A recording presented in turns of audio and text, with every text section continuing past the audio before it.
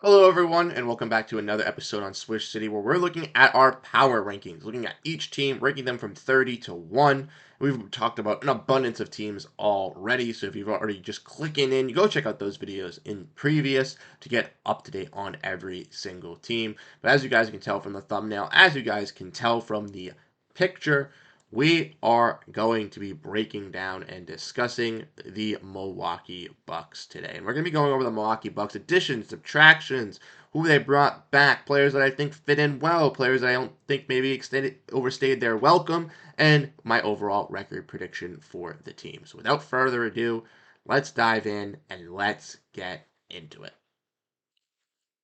So like I said in the introduction, we're going to be looking at the Bucks re-signings, additions, and departures, and that's what we're going to be starting off first with the Bucks. They did not bring anybody back. They did not. If people were on their team, they either left or they brought in new additions, and two of those players did leave: and Malik Beasley and Patrick Beverley.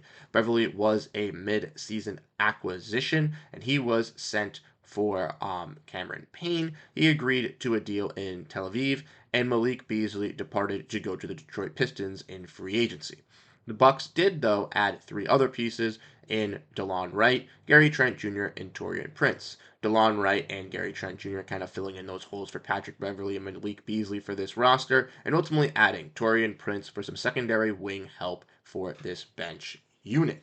Now, when you look at this team here, courtesy of SpyTrack, we can see, as we all know, this team is very top heavy, with its starting five being very dominant. Giannis Antetokounmpo, one of the best players in the NBA, definitely disrespected for the lack of healthiness that he's had the last couple seasons, with his rating dropping down.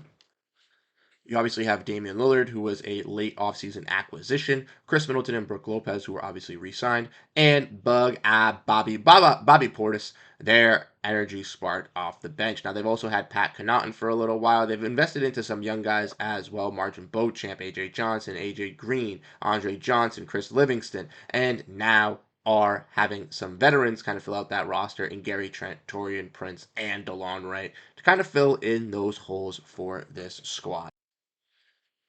Ultimately, I do feel that the Bucks are a top-heavy team with some nice stars, but their depth in the Eastern Conference, I think, is a little lackluster compared to some of these teams. And some of these squads that are ranked higher than might be younger, might have more depth, might be able to throw more bodies to kind of fill in. And even though they might not have those impact pieces immediately, they can still contribute to help the team win if they get hot.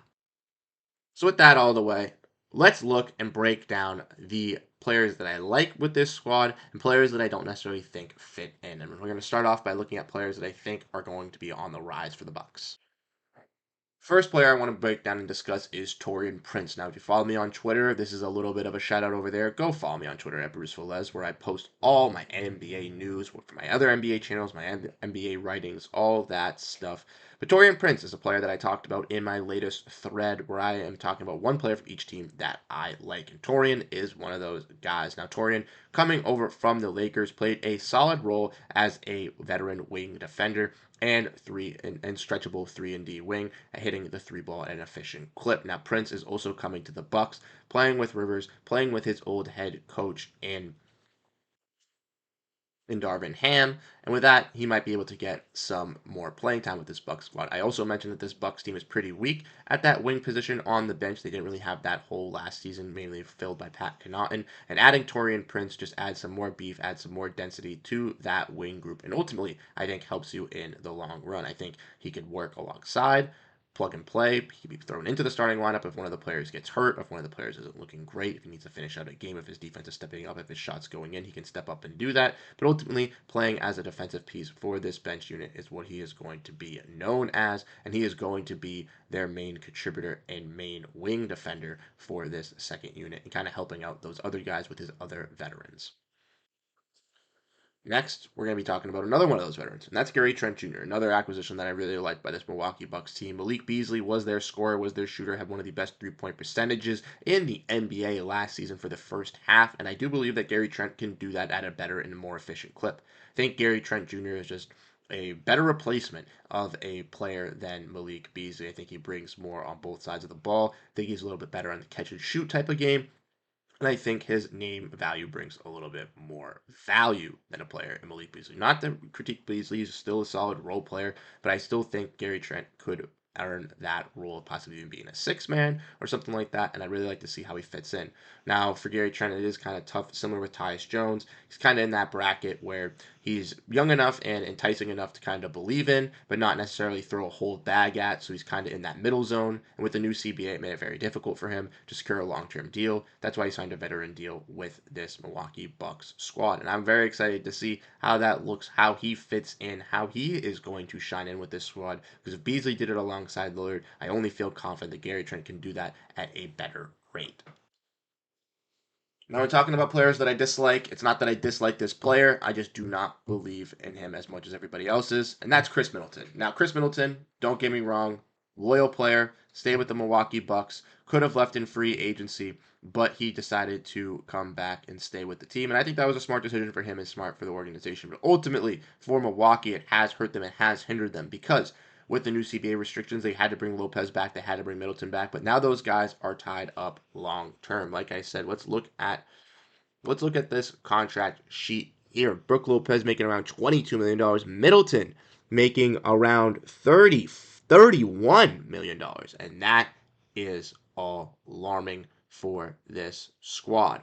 Ultimately, for them, Middleton showed up in the playoffs when Dame, when Giannis were not there. He showed that he could still contribute. He showed he could be that piece. But he had surgery on both ankles in the offseason and already last year was resting on back-to-backs. Now, I usually like to make this comparison because it kind of makes sense, but Al Horford on the Boston Celtics was sitting in back-to-backs. Now, Al Horford makes $12 million and comes off the bench for the Boston Celtics in his role already, where Middleton is viewed as the third star and the third cornerstone piece for this team resting in back-to-backs. That unfortunately cannot happen. For Middleton, being a third star on this Bucks team ultimately is not what he truly can be. If they could get another star, if they could find another way to get somebody in, having him be a four-star complementary piece, I think would be perfect. But being a third star, I don't necessarily know if he can live up to those expectations. I think the Bucks should value that Middleton's obviously been a great player for them, has been a great shooter, has obviously been with them for a long time. But with Jrue Holiday, the writing was on the wall. We need to make a move. I think the move is to move Chris Middleton. He still has some value. Teams would still bring him in. He's still on $30 million, which is still tradable to other teams. And other teams would value Middleton as a wing scorer if they're a young team trying to make a playoff push, or if they're just a young team looking for some nice veteran presence for one half season or for a half season or for one full year until he's ultimately moved on in the next year. Unfortunately for Middleton, I just think that if the Bucks want to stay top tier in this Eastern Conference, they got to stay healthy and they had to stay young. And with Giannis getting older, Middleton getting older, that is not going, and Lillard getting older, that does not seem to be, the clear case. So I think moving off of Middleton will definitely help them. Like I said, I don't think Middleton's a bad player. I still think that if he was on a team that he could help contribute as a veteran player, he could still average 15, 20 points and look like a top tier player. Think of Jeremy Grant on the Detroit Pistons. That's something similar I could see happening with Chris Middleton if he were be able to be moved. And then other teams obviously would be interested. Look at Kristaps Porzingis from just a couple seasons ago. Yeah, Bradley Beal was hurt, but he had his best season. And a player like Chris Middleton, if he's given that opportunity, we saw what he could do in the playoffs. I think he could work himself back to a contending team and finding himself a role similar to Jrue Holiday or Kristaps Porzingis with this Celtics team for another championship contender. Now, obviously, if the Bucks are able to get another star player, that'd be great. But trading Bobby Portis and Brook Lopez for that star player doesn't seem like it's going to move the needle. It's seeming like Middleton would have to be involved. But let's get into the record predictions. Let's stop rambling about that. Like I said, the record predictions are wonky. They're going to be wrong. Trust me, they're going to be bad. But here we are. Bucks 50-34, finishing 2 games ahead Cleveland and Memphis, the previous 2 teams, and finishing 6th in the Eastern Conference. Now, a lot of people are confident in the Bucks. They believe that they can take over this Eastern Conference, be a top 3 team, but unfortunately, I do not. Like I said, and like I went over with you guys earlier, the Bucks did fill in some holes. Yes, they did add players like DeLon Wright and Gary Trent that I think are better than Beverly and better than Beasley, and adding Taurean Prince is definitely going to help. But there's so many young teams that stayed consistent and stayed together that I don't see them passing them. The Celtics obviously are the top tier team. The Knicks went out and made moves. They're going to be a contender. The Sixers were the top 2 team in the East before Joel Embiid got hurt. So if Joel Embiid just stays healthy, or with the addition of PG, they just have that extra star player, they can stay more afloat and not fall all the way off to the 7th seed.